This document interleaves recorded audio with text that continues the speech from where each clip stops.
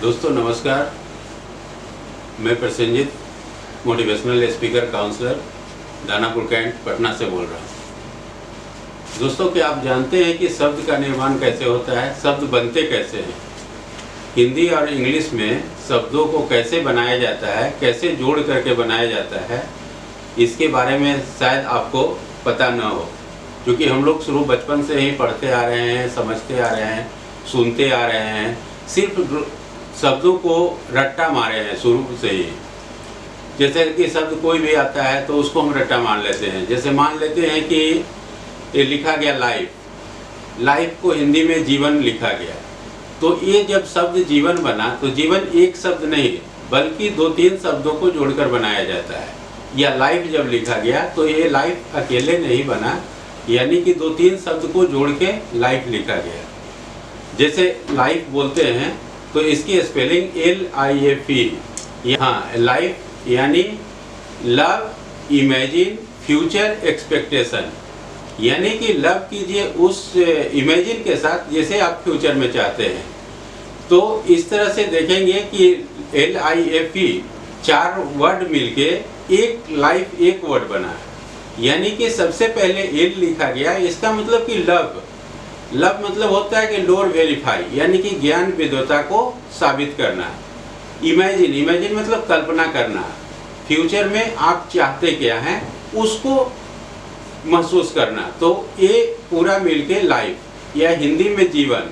जीवन में 3 शब्द आते हैं, 3 शब्द को मिलाकर एक जीवन बनाया गया। यानी कि पहला जी यानी जिज्ञासा, दूसरा वास्तविकता और तीसरा न यानी कि समर्पण।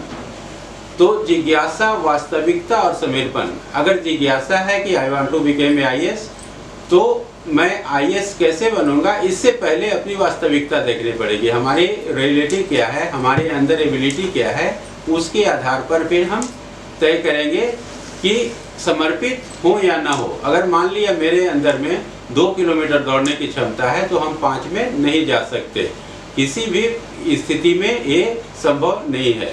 तो आप अपनी स्थिति सबसे पहले अपने बारे में पता कर लें कि आपके अंदर क्या क्वालिटी है, क्या एबिलिटी है, उसके आधार पर आप जा सकते हैं।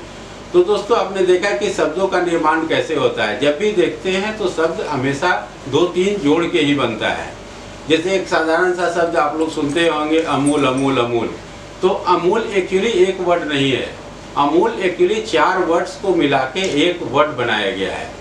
जैसे अमूल में ए है, उसका मतलब होता है कि आनंद, एम मतलब मिल्क, यू मतलब यूनिट, एल मीन्स लिमिटेड, यानी कि आनंद मिल्क यूनिट लिमिटेड। तो आपने देखा कि 4 शब्द को मिला के एक शब्द अमूल अमूल हम लोग बोलते हैं। जैसे रिलायंस, रिलायंस भी बनाया गया तो इसको भी इसी तरह से बनाया गया। रियल प्लस अलायंस मतलब वास्तविक में अगर कोई अलायंस है तो रिलायंस ही है। तो शब्दों का निर्माण इस तरह से होता है। तो मैं हमेशा शब्दों के ऊपर ही आपको बताते रहूँगा, हर एक शब्द के ऊपर आपको एक एक शब्द करके आगे जानकारी देते रहेंगे। धन्यवाद।